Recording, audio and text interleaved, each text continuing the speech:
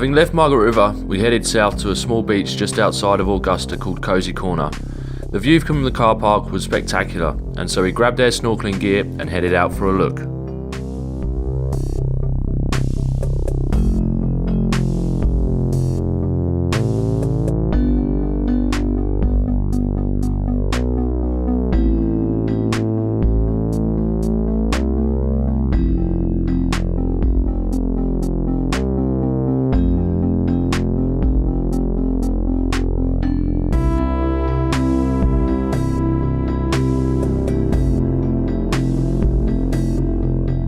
Unfortunately, apart from this Port Jackson shark, we didn't see any fish that were suitable for dinner, and after a couple of hours swimming around checking the underwater caves for crayfish and feeling a bit like shark bait, we called it a day.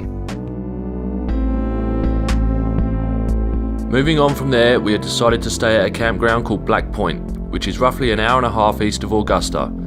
This was to be our base camp for Christmas this year, so having met up with our friend Danny, we got in early to find a good spot.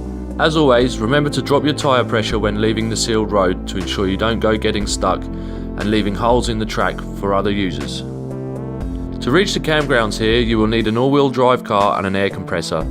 Extra clearance and the need for low range isn't really necessary. However, if you wish to venture out to Jasper's Beach and Jasper's Lake, which are nearby, then we would advise that you bring something with a little bit more grunt, as the dunes en route can be very soft.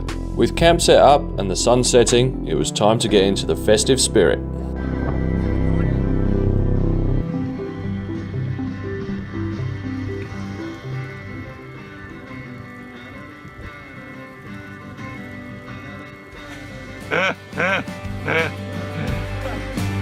Fucking bunch of idiots. I was born on a Saturday. As usual, Santa knew exactly what we wanted and where to deliver it. So on Christmas Day, it was time to take the splash drone out for its maiden flight. Like it was yesterday when I got that holy water in my eye. It's alright. Is it just alright? See all those faces coming down. Jem got to grips with the controls a lot quicker than me, but when the wind picked up, it became clear we both still had a lot to learn to keep her under control. And so it was back to the festivities and enjoying the weather.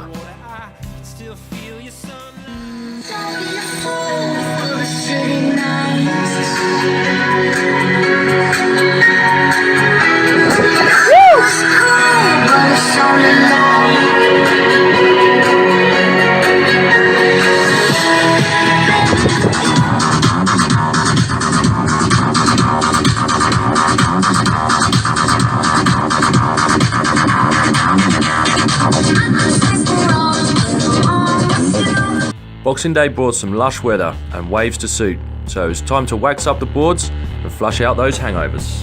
Bad day down here, no sir. Got old mate out here. I think he's just paddling for the fun of it. Doesn't seem to be moving much. Looking a bit like shark bait over there. I reckon he's splashing around in the water.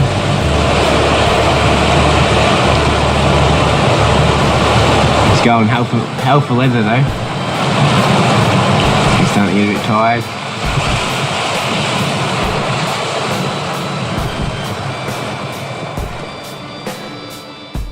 With the festivities done for now, we decided to move on again. Heading an hour and a half along the road, it was time to tackle the monster tree climbs in Pemberton. How you going? Today Keith and I are down here in Pemberton and we're going to show you how to climb some trees. That's right, Jim. There are 3 in the area.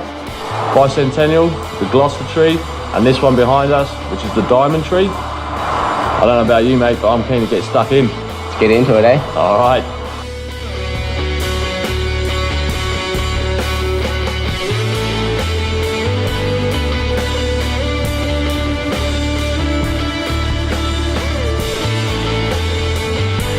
Really made it here.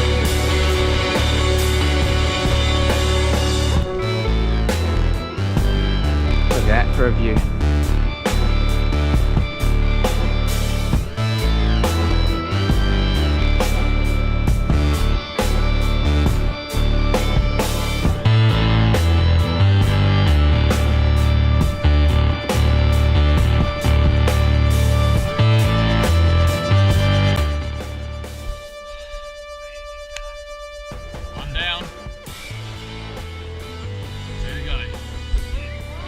Hey, so we're at the second tree now. This is the Gloucester tree behind us.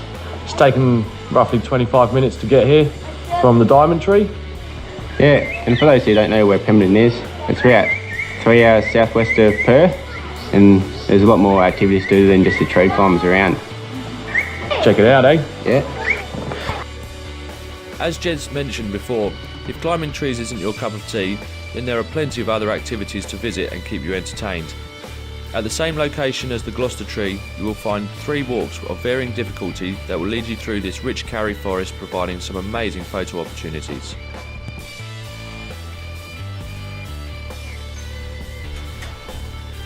Welcome to the birdcage, brother. We made the birdcage. Whew. See for miles, can't you? Got another floor yet. What?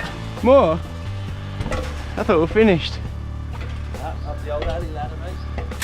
The old trusty ladder, eh? Also at the Gloucester tree there is a picnic area and toilet facilities, so you can come and relax amongst the shade of the trees and enjoy the company of the local wildlife. As well as the odd kangaroo, there is an array of bird life for you to spot in this area. One of my favourites would have to be the western rosella. With its colourful plumage and awesome song, it really stands out amongst the other birds. We just arrived here down at the Dave Evans bicentennial tree. It's the 3rd tree for today. This one actually stands 22 metres taller than the Gloucester and the diamond tree. The platform is actually 75 metres off ground level, so it should offer some awesome views, eh? I reckon it will. Lucky it's not too windy, otherwise might have been in for a bit of a treat. It sways up to about 1.5 metres each way in high winds. So let's get into it. Let's get into it. If the climb to the top of the bicentennial tree didn't take your breath away, arriving at the top platform 75 metres above the ground surely will. Standing and looking out across the Warren National Park and in places out to the Jaegerup Dunes gives you a clear perspective on just how much forest there is out there to watch in case of fire. How many more? 2? Nah, this is the last one, mate. That's the last one? Yep. Awesome. If you get stuck, you've got a little tapper there for some Morse code. Right, so send for help. I don't know who's going to hear you, but it's there. Moving on from the trees, it was time to refresh. So off we went to the Cascades, which is situated at the southern end of the Gloucester National Park. Having pulled into the Cascades car park and seen only a couple of other cars, we thought we may have arrived at this spot just at the right time.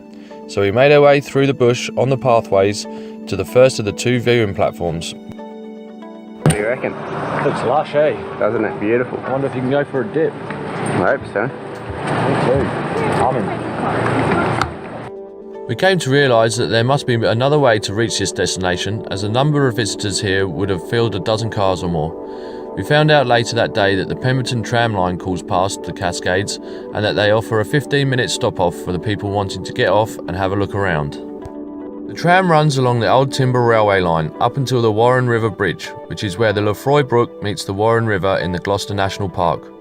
Once the other visitors had left, Jem and I set about finding a suitable place to jump in and rinse off. Now we're talking. Whoa. Bit fresh, eh? It's fresh. That is fresh.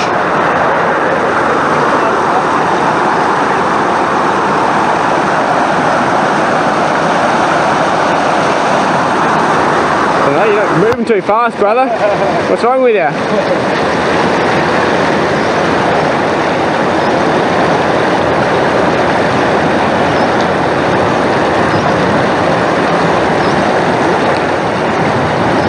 He's made it to the other side.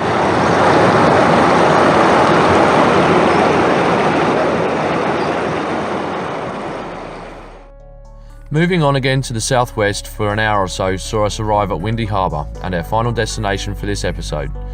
With the weather being predictably windy, we were unable to launch the tinny, and so with some guys we had met in Pemberton, we took to the walk trails around the area and took in the views.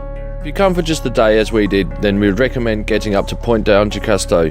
From here you will see Nature's Window, which is a large hole washed out of the limestone cliff, have a great view looking out over the Southern Ocean, and have access to the clifftop walk leading you down to Cathedral Rock. When taking in the scenery here, the weather really doesn't taint its beauty.